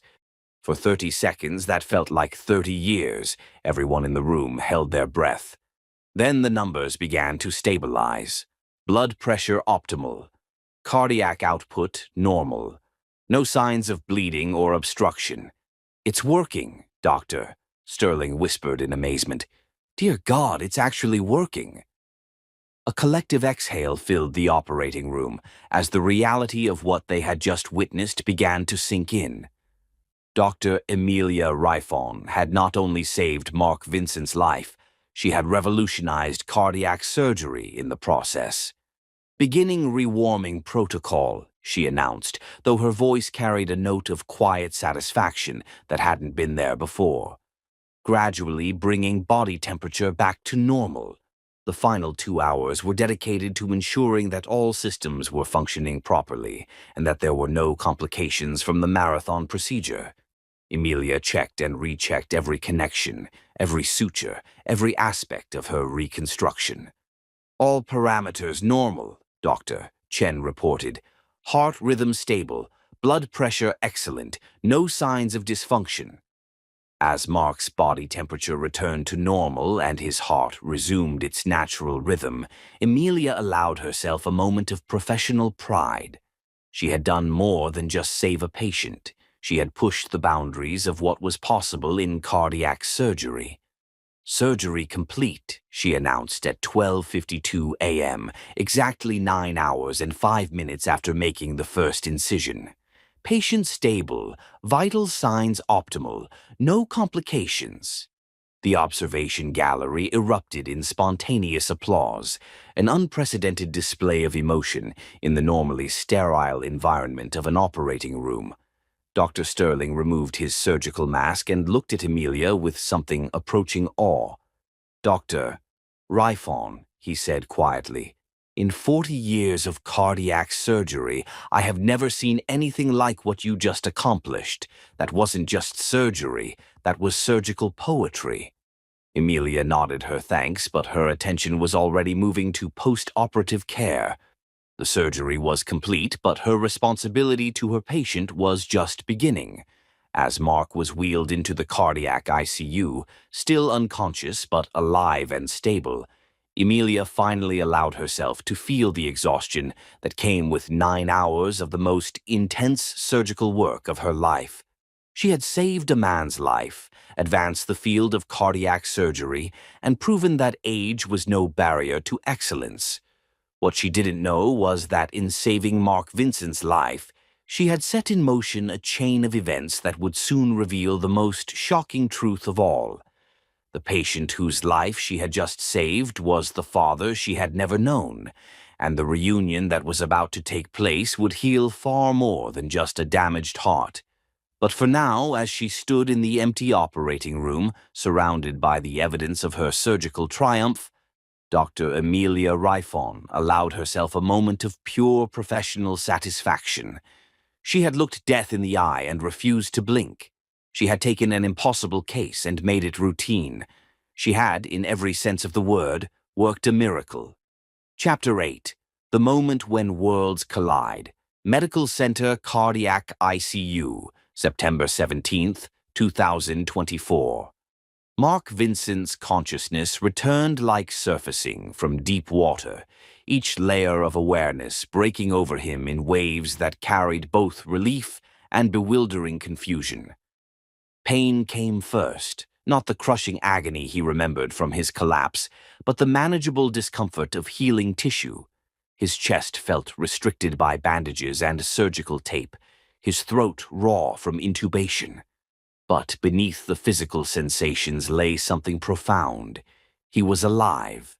The antiseptic hospital smell mixed with mechanical sounds of monitors and ventilators created the unique symphony of intensive care. Each beep confirmed his heart was beating, his body functioning, his life miraculously continuing. Then he became aware of someone beside his bed. Mark's eyes fluttered open, vision blurry from anesthesia. At first, only shapes and shadows were visible. Harsh fluorescent lighting, monitoring equipment surrounding his bed like electronic sentinels. As his vision cleared, he found himself looking up into the most extraordinary face he had ever seen. She was young, impossibly young to be wearing surgical scrubs in an ICU. Her dark hair was pulled back practically, and exhaustion marked her features from hours of intense concentration. But it was her eyes that captured his attention completely. They were his eyes, the same unusual shade of green he saw in mirrors, the same intensity, the same intelligence. But where his had grown cold and calculating, hers held warmth and compassion that took his breath away. "Good morning, Mr. Vincent," she said, her voice professionally confident despite her youth. "I'm Dr. Emilia Rifon. I performed your surgery yesterday. How are you feeling?" Mark tried to speak, but his throat was too damaged. The young doctor immediately offered him ice chips with gentle efficiency. "Take it slowly," she advised. "Your body has endured significant trauma. Recovery will take time." As the ice melted, providing blessed relief, Mark found his voice. You operated on me," he whispered. "Yes," Emilia replied with quiet pride. "It was complex, but everything went perfectly. Your heart is functioning normally, and all vital signs are excellent." Mark stared in amazement. This young woman, barely out of her teens, had saved his life when the most experienced surgeons had declared his case hopeless. "How old are you?" The question escaped before he could stop it. Emilia smiled, transforming her entire face. 20. "I know that seems young for cardiac surgery, but I assure you I was fully qualified for your procedure." 20 years old, the same age Teresa had been when they first met. Something about that coincidence sent an odd chill through Mark's chest. "Dr. Rifon," he said slowly. "That's an unusual surname." "It's my mother's maiden name," Emilia replied, checking monitors with practiced efficiency. "She's from Virginia, born and raised in Richmond. Mark's heart skipped a beat, causing the monitors to beep more rapidly. Emilia immediately looked concerned, reaching for his wrist to check his pulse manually. "Any chest pain?" she asked, professional manner replacing casual conversation. "Shortness of breath or irregular heartbeat?" "No," Mark said quickly, though his mind was racing. "It's just Rifon. I knew someone with that name once." "Really?" Emilia adjusted his medication drip. "It's not common. Maybe you knew my mother." "Teresa Rifon." The name hit Mark like a physical blow. His vision grayed and monitors began alarming as his blood pressure spiked dangerously. "Teresa," he whispered. Emilia's training kicked in immediately. She pressed the emergency call button while checking his surgical incisions for complications. "Mr. Vincent, I need you to stay calm," she said authoritatively. "Elevated blood pressure could strain your surgical repairs." But Mark wasn't listening. His mind reeled, processing impossible information. This brilliant surgeon who had saved his life was named Rayfon. Her mother was Teresa.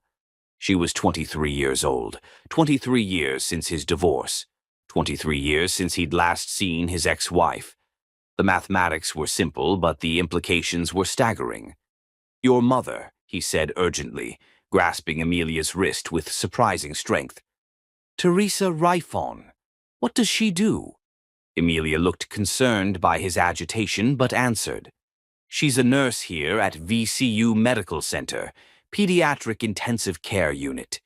Mr. Vincent, your heart rate is—" "Here," Mark interrupted. "She works here?" "In this hospital?"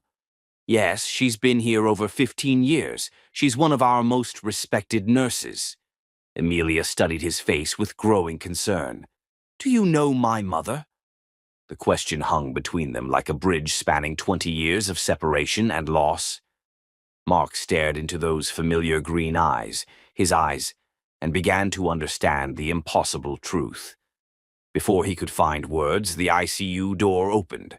Dr. Sterling entered, followed by two nurses and then a fourth person who made Mark's world stop entirely. Teresa. She looked exactly as he remembered, yet completely different. Her hair was shorter, streaked with silver that only enhanced her beauty. Her face showed lines from 20 years of hard work, but her eyes, those warm, compassionate eyes that had once looked at him with such love, remained unchanged. She carried a chart, speaking quietly to Dr. Sterling about administrative matters. She hadn't yet noticed the patient in the bed, hadn't realized that the man whose life her daughter had saved was the husband who had abandoned her 2 decades ago. "Nurse Refon," Dr. Sterling was saying, "I wanted to personally thank you for your assistance." Teresa's words died as her eyes fell on Mark's face. The chart slipped from her fingers, papers scattering as she stared at the man she had once loved completely. "Mark?" she whispered. His name on her lips, spoken with the same musical quality he remembered, shattered something in his chest unrelated to surgical incisions. "Hello, Teresa," he said softly. The intensive care unit became absolutely silent except for mechanical beeping and ventilator sounds, the technological symphony sustaining life between heartbeats. Emilia looked between her mother and patient, confusion evident. "Mom? You know Mr. Vincent?" Teresa's eyes never left Mark's face. 20 years of buried pain and complicated emotion passed between them in that single look. "Yes, sweetheart," she said quietly. "I know him." Mark saw understanding begin to dawn in Emilia's expression. Her brilliant mind started connecting pieces, her age, her mother's reaction, the familiar eyes she saw in mirrors every morning. "Mom," Emilia said slowly, growing realization in her voice, "who is he?" Teresa closed her eyes, gathering strength for words she'd never planned to speak. When she opened them, they were filled with tears. "Emilia," she said, her voice breaking slightly, "this is Mark Vincent. He's your father." The words fell into the room like stones into still water, creating ripples that would spread far beyond the ICU walls. Mark felt his newly repaired heart skip several beats as he stared at the young woman who had just saved his life. His daughter. The brilliant, compassionate, extraordinary woman who had given him a second chance was his own flesh and blood. The daughter he'd never known existed. The daughter he'd never held, never loved, never had the chance to disappoint.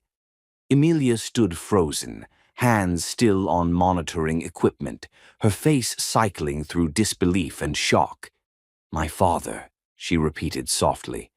"You're my father." Mark tried to reach for her, but surgical restrictions and overwhelming emotions kept him flat. Tears he hadn't shed in 20 years began flowing. "I didn't know," he whispered, voice breaking. "Emilia, I swear I didn't know you existed." The young woman, who had just performed the most complex surgery of her career, suddenly looked exactly like what she was.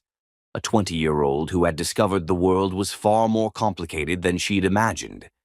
In that cardiac intensive care unit, surrounded by life-sustaining technology, 3 hearts began the delicate process of learning to beat in harmony again.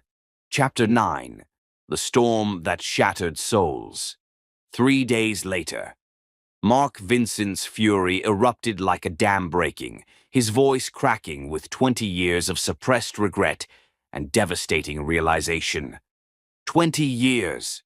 The words tore from his throat with such force that the cardiac monitors began alarming. Despite his surgical restrictions, he had managed to sit up in bed, his face flushed with a rage born of profound loss. "You kept my daughter from me for 20 goddamn years, Teresa." Teresa stood at the foot of his hospital bed, her nurse's uniform crisp despite the emotional hurricane swirling around them. Her hands trembled slightly, the only sign that this confrontation was costing her as much as it was him. "Lower your voice," she said firmly. "This is a hospital. There are other patients." "Don't." Mark's voice dropped to a dangerous whisper that was somehow more frightening than his shouting. "Don't you dare stand there and lecture me about consideration for others. You stole my child. You robbed me of every birthday, every milestone, every moment of her life." "I stole nothing." The words exploded from Teresa with 20 years of pent-up fury. "You threw us away, Mark. You called my dreams worthless and threw me out like garbage. I owe you nothing, especially not my daughter." "Our daughter?" Mark swung his legs over the side of the bed, ignoring the protests of his monitoring equipment. "She's our daughter, and you had no right to make that decision alone." "I had every right." Teresa's carefully controlled composure finally shattered completely. "You made it crystal clear that you wanted nothing to do with me or anything I represented. You were so obsessed with your precious empire that you forgot you even had a wife." The intensive care unit had become a battlefield where 23 years of buried pain was finally erupting. Through the window, nurses watched with concern, but none dared interrupt. "That doesn't give you the right to keep my daughter from me," Mark said, his voice breaking with genuine anguish. "Doesn't it?" Teresa's laugh was bitter and sharp. "The man who called me worthless, who dismissed my dreams as childish fantasies, who threw me out for wanting to heal people. You think that man deserved to know about the most precious thing in my life?" "But she's mine too." Mark's voice cracked completely. "Whatever I did to you, whatever mistakes I made, she's still my flesh and blood." "Your flesh and blood?" Teresa's voice rose again. "Do you want to know what your flesh and blood went through? I worked 3 jobs while pregnant because you decided your billion-dollar empire was more important than the woman who loved you. I gave birth to her alone in a charity hospital. I raised her in a boarding house for women in crisis while you were buying mansions." Mark staggered backward, the full weight of her words hitting him like physical blows. "I would have helped if I had known." "Helped how?" Teresa interrupted savagely. "The way you helped me? By giving us money while making it clear we were obligations rather than family? By treating us like burdens that interfered with your business deals? That's not fair. Fair? Teresa's voice cracked with emotion. You want to talk about fair? What's fair is that Emilia grew up believing her father was dead, rather than knowing he was a man who would have resented her existence. The monitors around Mark's bed were going crazy, but neither of them seemed to care about medical protocols. This was 20 years of accumulated pain finally finding its voice. She saved my life, Mark whispered, his anger deflating into something smaller and more broken. My daughter. Our daughter.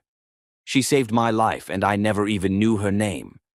Yes, Teresa said, her own fury cooling into exhausted sadness. She saved your life, because that's who I raised her to be. Someone who heals instead of destroys, someone who chooses compassion over cruelty. The implicit comparison stung deeper than any direct insult. Mark looked at this woman he had once claimed to love, this woman who had achieved everything he'd said was impossible, and realized the devastating truth. She had become everything he had never been. Where is she now? He asked quietly. Avoiding you, Teresa replied bluntly.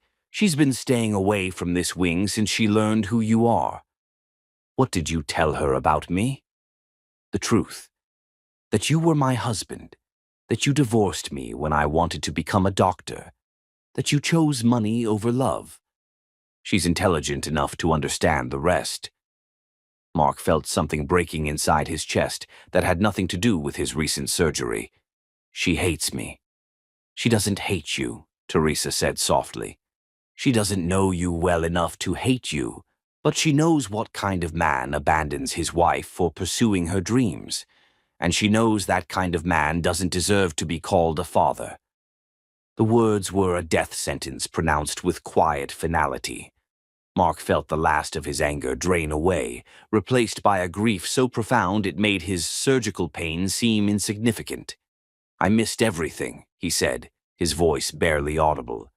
Every day of her life I missed. Yes, Teresa agreed. You did. At that moment, Dr. Sterling entered with several nurses, their faces showing concern about the chaos they'd heard from the hallway. Mr. Vincent, Dr. Sterling said firmly, your vitals are dangerously elevated. I need to ask Ms. Rifen to leave so we can stabilize you. I was just leaving, Teresa said, already moving toward the door. Teresa, wait, Mark called desperately. We need to talk about what happens now, about Emilia. She paused without turning around. What happens now is that you focus on recovering, and then you leave my daughter alone. You've built a life without us for 23 years. Don't try to insert yourself into ours now. But she's my daughter too, Mark said, his voice breaking. No, Teresa said quietly, finally turning to look at him one last time.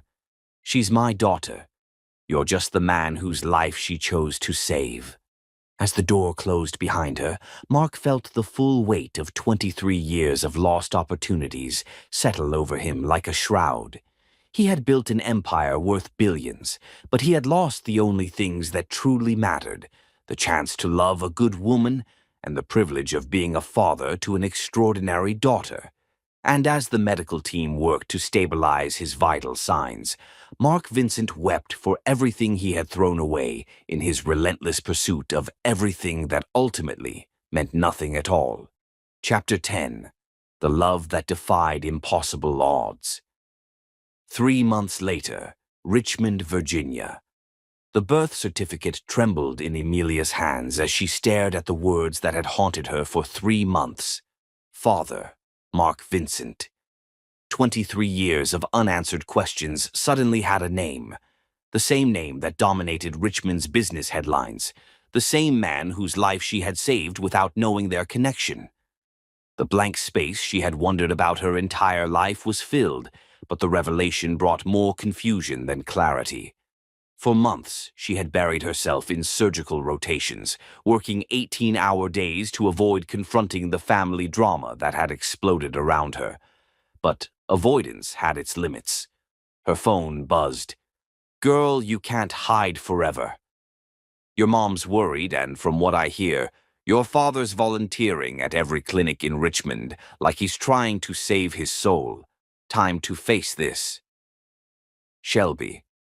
Emilia set down the certificate and walked to her apartment window, looking out over the city where Mark Vincent, her father, was apparently attempting to rebuild his life from the ruins of his empire.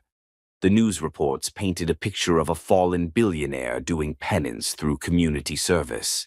But was it genuine or just another calculated move? Her phone rang. Her mother's name appeared on the display. "Hi, Mom," Emilia answered. "Sweetheart," Teresa's voice carried exhaustion. "How are you holding up?" "I'm managing," Emilia said, which wasn't exactly a lie. "Just keeping busy." "Emilia, we need to talk. About everything. About him." The question that had been burning inside her for months finally escaped. "Mom, did you ever tell him?" "About me?" The silence stretched until Emilia wondered if the call had dropped. "No, baby girl," Teresa finally said, her voice heavy with 20 years of secrets. "I never told him." "Why?" "Because I was hurt, angry, because I was 24 and pregnant and alone, and I thought he didn't deserve to know about the most precious thing in my life." Emilia closed her eyes. "But he had a right to know, didn't he?" "Maybe," Teresa admitted, "but sweetheart, you have to understand what he was like then. He had become someone I didn't recognize, cruel, dismissive, completely focused on his own success. I couldn't risk him treating you the way he treated me. So you made the choice for all of us." "Yes, and I'm not apologizing for protecting you, but—" Teresa paused. "Maybe it's time for you to make your own choice about him."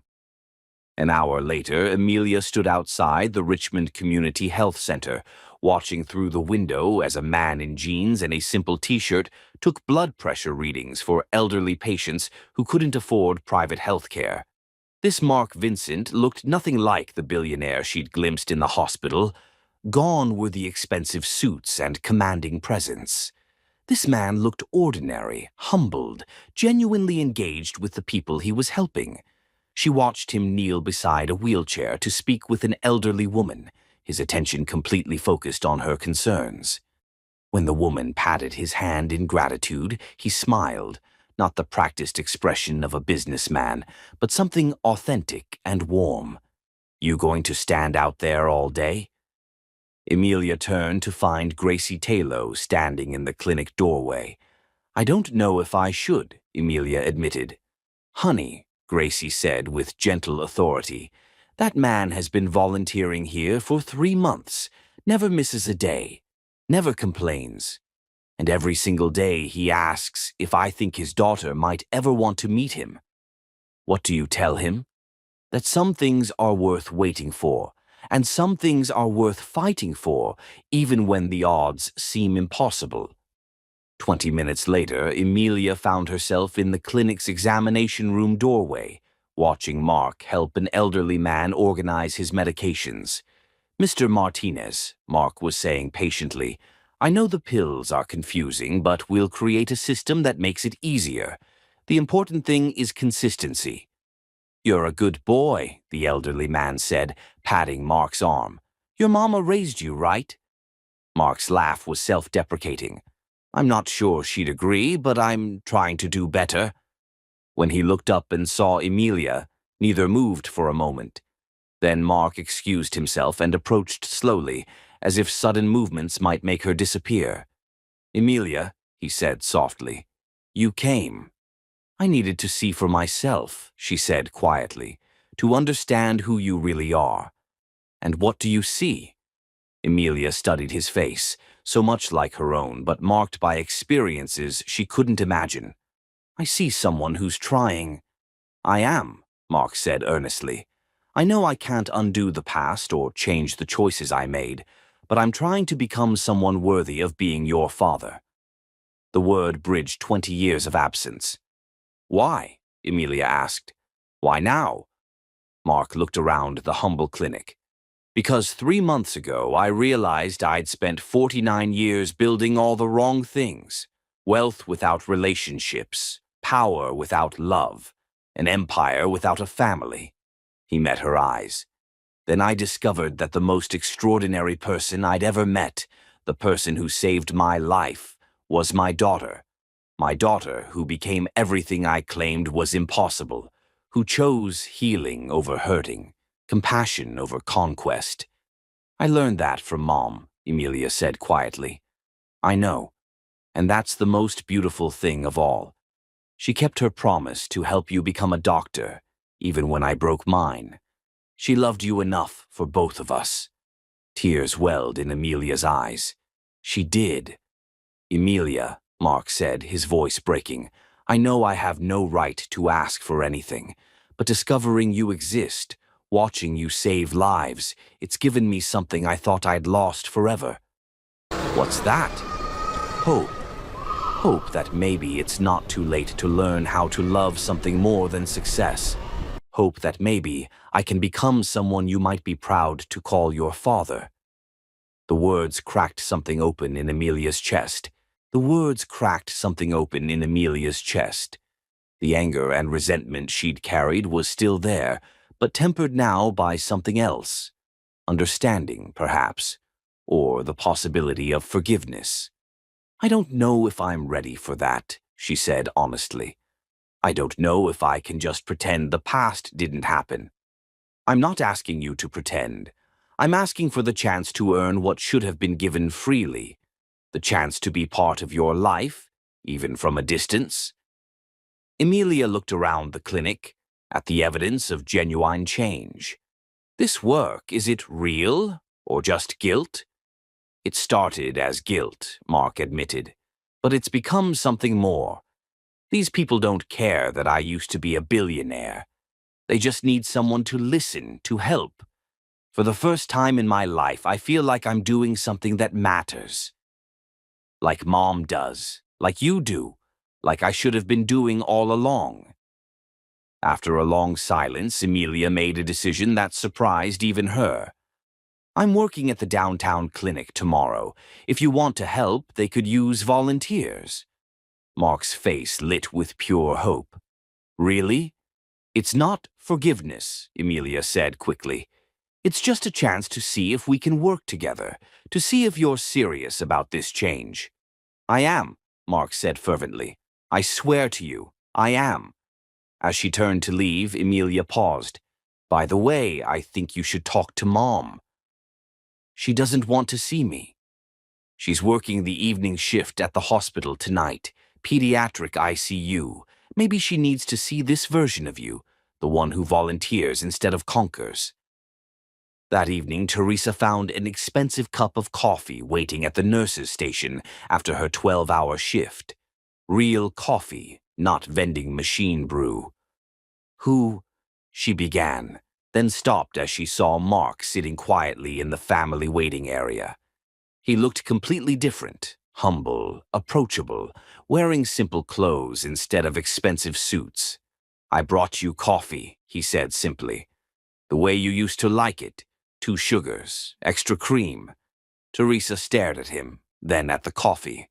What are you doing here, Mark? I wanted to see you, to tell you something I should have said 20 years ago. Which is that you were right, about everything, about dreams being worth more than money, about healing being more important than owning, about love being the only thing that matters. Teresa sat down slowly. Mark, ... I met our daughter today, he continued. Really met her. And Teresa, she's incredible. She's everything I never was, everything you taught her to be. I realized you did something I could never have done. You raised her to heal instead of destroy. She raised herself, Teresa said softly, because you showed her what good looked like, because you kept your promise when I broke mine, because you loved her enough to protect her from who I used to be. After a long silence, Teresa asked, What do you want, Mark? To make amends, to become someone worthy of having a daughter like Emilia. And Teresa ... His voice grew thick with emotion. To tell you I'm sorry for everything. for the man I became, for the promises I broke, for the dreams I crushed. It's 20 years too late for apologies. I know, but I need you to know that losing you, losing the chance to be Amelia's father, it's my biggest regret. Not the money or power. Losing you. Teresa felt tears starting, hating that he could still affect her this way. You didn't lose us, Mark. You threw us away. I know, and I've wondered every day since how I could have been so blind, so focused on the wrong things. So what now? I'm not looking for forgiveness, Mark said firmly. I'm looking for the chance to prove people can change, that I can become better than I was. He stood to leave. I just wanted you to know I remember everything, the promises, the dreams, the love we had before I destroyed it. And I wanted you to know I'm finally ready to keep the promise I should have kept 23 years ago. Which promise? To help you become the doctor you always dreamed of being. I know you're already a nurse and brilliant at it, but if you still want to be a doctor, if that dream is still alive, I want to help. Not to buy forgiveness, but because it's right. Because it's what I should have done when we were young and the world seemed full of possibilities. Teresa stared in shock. Mark, I'm 42. Medical school is for people who want to heal others. And Teresa, you've been healing people your whole life. Age is just a number. As he walked toward the elevator, Teresa called after him. Why? Why now? Mark turned back and she saw the man she'd fallen in love with under Virginia stars. Because I finally understand that love isn't about owning someone. It's about helping them become everything they're meant to be. And Teresa, you were always meant to be a doctor. I'm just 23 years late admitting it. 6 months later, Dr. Teresa Rifen walked across the stage at VCU Medical School to receive her degree at 46. In the audience, Mark applauded until his hands were raw. Beside him sat Dr. Emilia Rayfun, now the youngest chief resident in the hospital's history, tears of pride streaming down her face. After the ceremony, they stood together in the parking lot, a family broken and scattered, now slowly learning to heal. So what now, Doctor? Rayfun, Mark asked Teresa, using her new title with obvious pride. Now we see if love really can conquer all, even time, even pain, even 23 years of mistakes. Mark stepped closer, hope and love shining in his eyes. Teresa, I know I don't deserve another chance, but I love you. I've always loved you, even when I was too stupid to show it. Will you consider letting me spend the rest of my life proving I can be the man you deserved all along? Teresa looked at him, really looked, and saw not the billionaire who'd broken her heart, but the young man who'd promised to help her dreams come true. Ask me again, she said quietly. Mark dropped to one knee in the parking lot, in front of their daughter and anyone else watching. Teresa Rayfun, will you marry me? Will you let me spend the rest of my life loving you the way I should have from the beginning? Yes, Teresa whispered, tears streaming. Yes, Mark. Let's go home. As they kissed for the first time in 23 years, with their daughter laughing and crying beside them, the Virginia sky opened in the most beautiful sunset Richmond had seen in decades. Love, real love, had indeed conquered everything. Even time, even pain, even 23 years of broken hearts learning to beat as one again.